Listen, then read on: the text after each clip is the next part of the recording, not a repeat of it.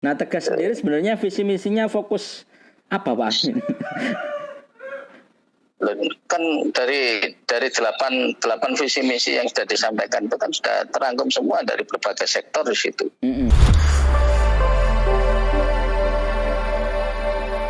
Assalamualaikum, Pak Amin, mohon maaf. Salam. Ya, Mas. Sehat, Pak Amin? Alhamdulillah.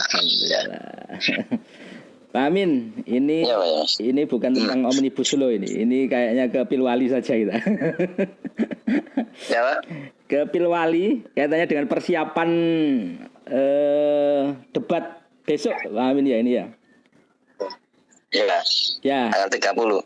Tanggal 30. Ya, Pak Amin, sejauh ini mungkin dari paslon Tegas ini kan paling tidak merencanakan beberapa strategi yang akan disampaikan. Ya, sedikit banyak ada gambaran lah apa yang sebenarnya ingin difokuskan kan sebelum nanti di proses visi misi dan sebagainya. Nah, titik-titik apa Pak Amin yang mungkin nanti dari tim ses ini juga ingin ditonjolkan Pak Amin sedikit aja mungkin kaitannya dengan langkah-langkah Pak Amin yang di Jadi begini, kaitan dengan materi debat, saya kira ini dari KPU kan sudah memformat ya. Masing-masing paslon sudah mendapatkan materi itu. Secara substansi tentu ini masing-masing paslon sudah memahami. Hanya dari sudut pandang mana dia akan menyampaikan terkait dengan materi-materi itu. Dan tentu ini tidak bisa keluar dari visi misi yang sudah disampaikan. Karena visi misi ini bagian dari janji politik yang memang harus diaktualisasikan menjadi kebijakan ke depan, maka kita harus fokus di sana. Nah, Tegas sendiri sebenarnya visi misinya fokus apa, Pak Amin? Kan dari 8 visi misi yang sudah disampaikan itu kan sudah terangkum semua dari berbagai sektor di situ. Udah ada semua. Ya. Jadi sektor-sektor yang menjadi prioritas, skala prioritas dalam pembangunan 5 tahun ke depan sudah tertuang di situ. Tinggal kita bagaimana mengeksplor dalam suasana debat itu, ya masing-masing pihak punya cara pandang di dalam menyampaikan, saya kira gitu aja. Kan ada 8 poin yang ada di situ, mulai dari sektor-sektor yang menjadi skala prioritas untuk 5 tahun ke depan. Ya, Pak Amin, ini yang nomor 2 mungkin ya. Mungkin ini juga bagian dari penyampaian dari teman-teman atau beberapa kalangan terkait juga dengan informasi yang kemudian ini mungkin dari pandangan Tegas sendiri. Kemarin ada pandangan bahwasanya Tegas kurang terbuka lah dalam menyampaikan informasi visi misinya ke media, dalam artian kegiatan-kegiatan selama ini dan sebagainya, kemudian sehingga agak muncul ketidakberimbangan lah informasi begitu dan sebagainya. Gimana menanggapi ini, Pak Amin? Ya, saya kira enggak juga sih, kegiatan kita sebetulnya publik tahu. Hanya mungkin respon dari banyak pihak dianggap itu bagian yang tidak perlu diliput atau apa. Tapi ketika ada media yang mengkonfirmasi sama kita sampaikan. Ya, jadi enggak ada. Cuman ya mungkin dari sisi yang mana saya tidak tahu ya. Tapi semua kegiatan Tegas itu publik ini hadir di situ. Dan dokumentasinya ada semua. Hanya mungkin dari media mungkin tidak terlalu tertarik, mungkin ya barangkali untuk mengekspos itu saya juga tidak tahu. Tapi juga ada media yang mengekspos, kan gitu aja. Kalau urusan tertutup, enggak. Gimana ada kegiatan kampanye tertutup? Ya, terbukti setelah saya turun di situ, pasangan dia juga besoknya turun di situ mengklarifikasi situasi, kan gitu. Berarti kan juga sama-sama tahu. Kan gitu aja. Dan setiap hadir juga dihadiri oleh Bawaslu. Sampai absen juga mau diminta jumlahnya lebih apa tidak. Lah itu membuktikan bahwa aktivitas Tegas itu juga diketahui oleh Bawaslu. Nah, kalau Bawaslu nggak tahu kan di mana ada kampanye seperti itu. Nah, kalau urusan media tidak meliput atau apa ya itu tergantung media, subjektivitas dari media itu sendiri. Artinya dengan keberimbangan informasi ini menganggap di Pilwali ini sudah jalan Mbak Amin ya, katanya informasi begitu ya, yang sama-sama diberikan lah gitu. Yang kalau saya melihatnya seperti itu, hanya mungkin yang selalu proaktif menanyakan tentang aktivitas ini memang tidak banyak media. Saya tidak tahu ya di balik ini ada apa kan gitu.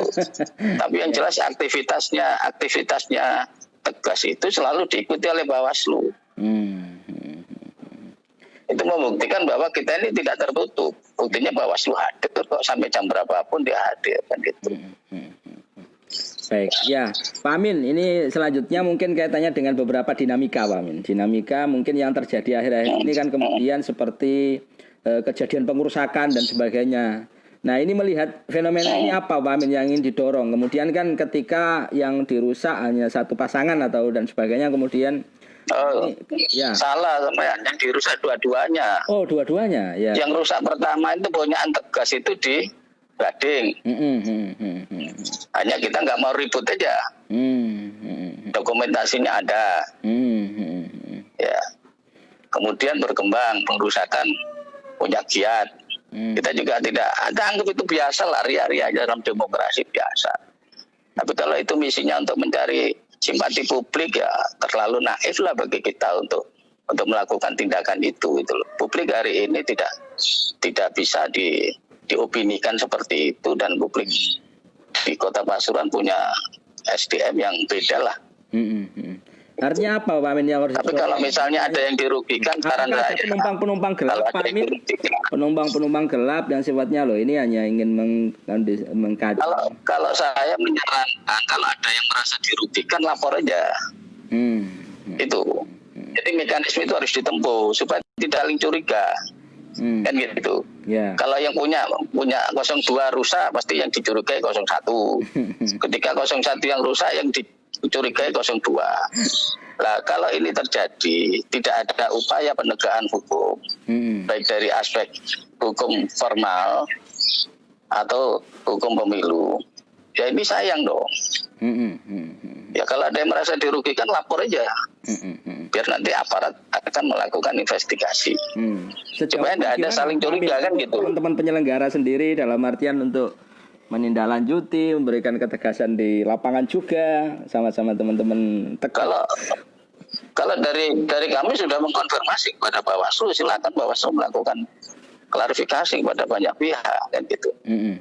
Itu aja. Kalau ada penumpang gelap ingin menciptakan suasana pilkada tidak kondusif dan seterusnya, ya kita sayangkan. Kalau kami komitmennya bagaimana membangun kualitas demokrasi di pilkada ini, memberikan pendidikan politik yang sehat, memberikan ruang yang terbuka kepada publik, bagaimana ngambil keputusan politik kan gitu. Nah, kalau hanya dirusak hanya gara-gara APK-nya dirusak, terus kemudian diopinikan untuk mendapatkan simpati publik ini dan ya saya kira warga Kota Pasuruan sudah dewasa lah, sudah cerdas untuk memilah-milah mana yang harus disikapi gitu loh. Tapi saran saya memang para pihak yang merasa dirugikan lapor aja. Supaya petugas yang ada, Bawaslu atau aparat yang mengetahui itu bisa bersikap kan itu. Itu lebih tegas ya nantinya, dan pihak Gakumdu, Bawaslu dan sebagainya juga bergerak untuk Artinya sejauh ini Pilwali gimana Pak? Kemarin kan juga kami halo? Sejauh ini masa kampanye kemarin kami juga laporan. Oh laporan, kemarin juga laporan ya? Jadi kemarin ada Bawaslu ketika kegiatan saya di situ absen, mau difoto, mau diminta apa, tugasnya Bawaslu minta itu. Apa substansinya? Kalau yang hadir di situ sudah pakai protokol kesehatan, akhirnya Anas bilang, nggak ada Pak itu perintah. Ini siapa yang perintah, saya bilang gitu. Ya kita ingin membuktikan bahwa penyelenggara ini fair. Kan gitu aja. Jadi jangan saat pihak tertentu mendapatkan perlakuan privilege khusus, pada saat ini mendapatkan porsi yang berbeda. Nah, itu yang menurut saya situ akan menjadi pemicu persoalan. Dan itu. Jauh pelaksanaan ini Pak lihat seperti apa? Ya saya melihatnya masih biasa-biasa saja. Ya. Ya semuanya masih pada tataran yang wajar aja kan gitu.